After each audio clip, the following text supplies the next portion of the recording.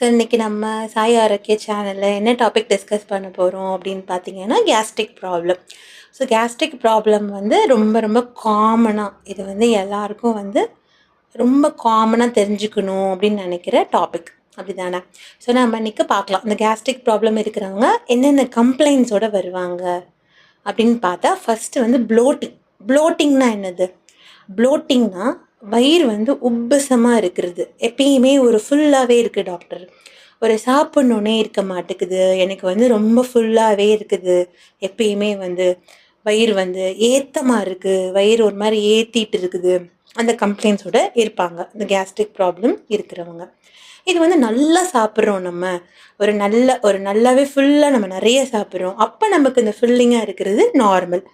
ஃபில்லிங்காக இல்லாமல் நம்ம ஒரு கொஞ்சமாக தான் சாப்பிட்ருக்கோம், ஆனாலே நமக்கு வந்து ஒரு மாதிரி ரொம்ப ஒரு ஃபுல்னஸ்ஸாக இருக்குது அப்படின்றது வந்து அப்நார்மல். அதுதான் வந்து ப்ளோட்டிங். அது நம்ம வந்து தெரிஞ்சுக்கணும். ஸோ இது வந்து ஃபஸ்ட்டு பாயிண்ட்டு, கேஸ்ட்ரிக் ப்ராப்ளமோட ஃபஸ்ட்டு பாயிண்ட்டு. ரெண்டாவது வந்து பார்த்திங்கன்னா ஹார்ட் பர்ன் இல்லைன்னா ஆசிட் ரிஃப்ளெக்ஸ் அப்படின்னு சொல்லுவோம். ஹார்ட் பர்ன் அப்படின்னா என்ன அப்படின்னா நெஞ்சு எரிச்சல். நமக்கு வந்து எப்போ பார்த்தாலும் ஒரு நெஞ்சு எரிச்சல் இருந்துகிட்டே இருக்கும். முக்கியமாக நம்ம வந்து பார்த்தோம் அப்படின்னா செஸ்ட்டுக்கும் வயிற்றுக்கும் நடுவில் அந்த ஒரு ஜங்ஷனில் வந்து நமக்கு ஒரு எரிச்சலான ஒரு சென்சேஷன் இருக்கும். இது என்னது டாக்டர் ஆசிட் ரிஃப்ளெக்ஸ் அப்படின்னா, சாப்பாடு வந்து சாதாரணமாக நம்மளுடைய வயிற்றில் செரிமானம் ஆகிறதுக்கு, டைஜஸ்ட் ஆகிறதுக்கு நேச்சராகவே வயிறில் வந்து ஆசிட் வந்து செக்ரீட் ஆகும், HCl அப்படின்னு சொல்லுவோம். இந்த ஆசிட் வந்து என்ன ஆகுது அப்படின்னா, அது வயிற்றுக்குள்ளே அதோட வேலையை செய்யுது, சாப்பாடை வந்து டைஜஸ்ட் பண்ணுது, நமக்கு ஹெல்ப் பண்ணுது.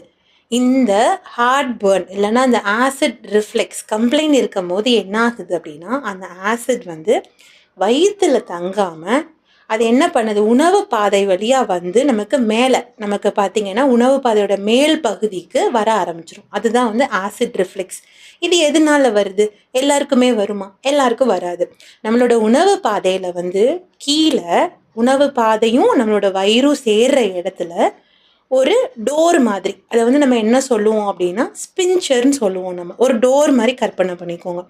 அந்த டோர் வந்து என்ன பண்ணுது அப்படின்னா, உணவு போகும்போது சாப்பாடு ஈசோஃபகஸ்லேருந்து நம்மளுடைய வயிறுக்கு ஸ்டொமக்குக்கு போகும்போது அந்த டோர் வந்து ஓப்பன் ஆகும்.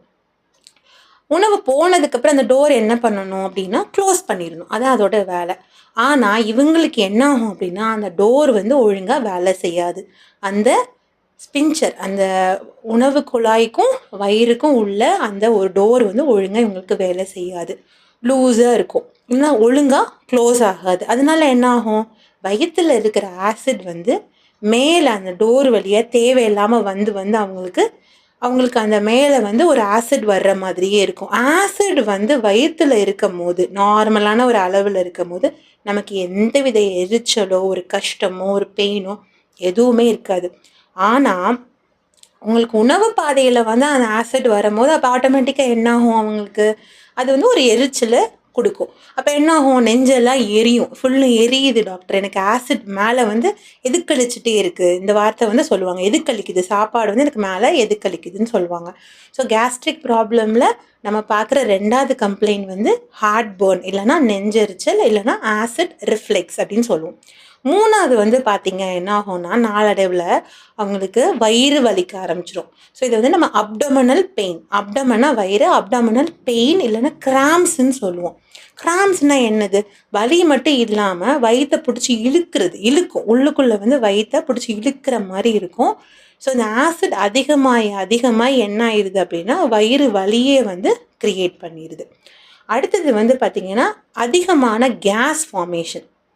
இது நிறைய பேர் கம்ப்ளைண்ட் பார்த்துருப்பாங்க. ஸோ என்ன ஆகும்னா, கேஸ் ரொம்ப அதிகமாக வயிறில் ஃபார்ம் ஆகி அந்த கேஸ் வந்து வெளியேறதுக்கு அந்த துவாரங்கள் வழியாக வந்து ட்ரை பண்ணும். ஸோ நம்மளுக்கு என்ன ஆகும், தேவையில்லாமல் ஏப்பம் வந்துகிட்டே இருக்கும், ரொம்ப அதிகமாக ஏப்பம் வந்துகிட்டே இருக்கும், எப்போ பார்த்தாலும் ஏப்பம் வந்துகிட்டே இருக்கும் ரொம்ப அதிகமாக.